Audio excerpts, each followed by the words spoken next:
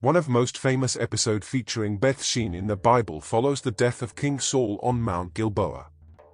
If paradise is situated in the land of Israel, its entrance is Beth Shean. Rabbi Simeon ben Lachish, AD 350.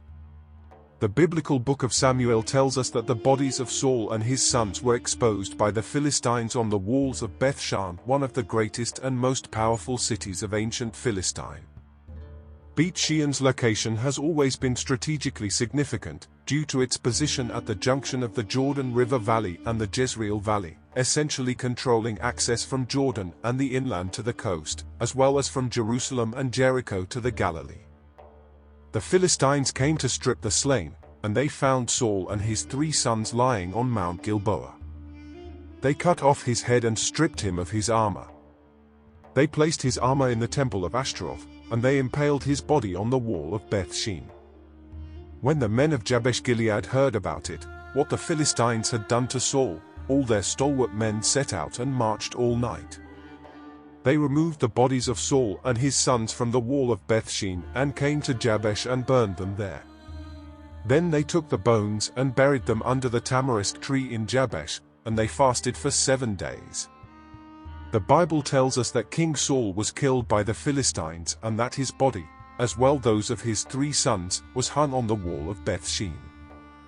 The Philistines showed great disrespect for Saul by hanging his dead body on the wall of Beth Shean. Archaeology tries to put the whole episode in context. What were the Philistines doing at Beth Shean? Why Beth Shean in the first place? After all, King Saul was killed at Mount Gilboa. And what was the wall of Beth Shean like? Archaeology seeks to uncover an even broader picture of a site's past. In the Bible, Beth Shean is a major administrative center in Solomon's kingdom, but excavations show that the site was an important one long before and after the kings of Israel reigned over it. Even so, can archaeology and the Bible corroborate the same historical event?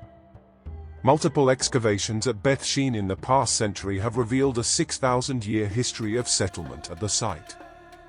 Located near the intersection of 2 well-traveled ancient routes, Beth Shean proved to have important strategic value as early as the 5th millennium BCE, when it was first settled.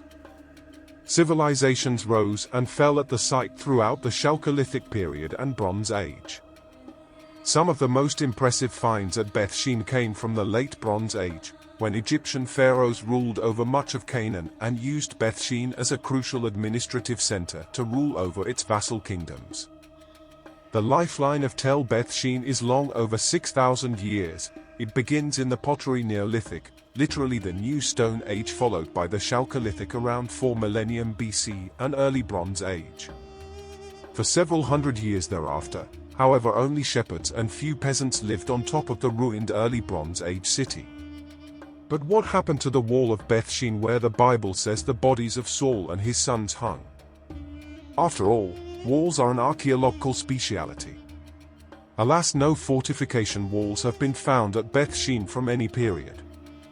During the Byzantine period, 4th to 6th century CE, the mounds were settled again.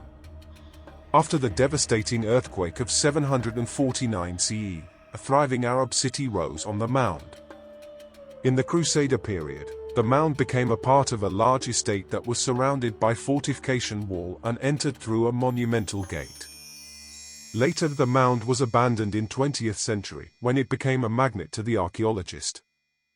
Unfortunately, due in part to later Roman and Byzantine construction at the base of the mound, excavators have not yet revealed any portion of the Beth Shean city wall from the 11th century BCE. When the biblical story about King Saul's death most likely occurred. And although the city was certainly occupied at this time, there is no evidence of a Philistine presence at the site then. So archaeology has not confirmed the Bible stories, but it has shed light on an even richer past at Beth Shean.